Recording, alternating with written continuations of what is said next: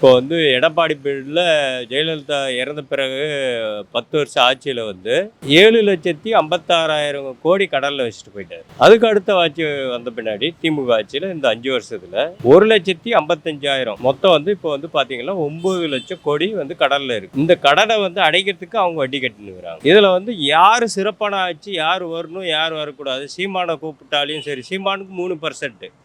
பாட்டாளி மக்கள் கட்சிக்கு 3%. அதே மாதிரி இவர் தேமுதிகவுக்கு இப்போ தலைவர் இறந்த பின்னாடி 3%லேருந்து 1% வந்துடுச்சு.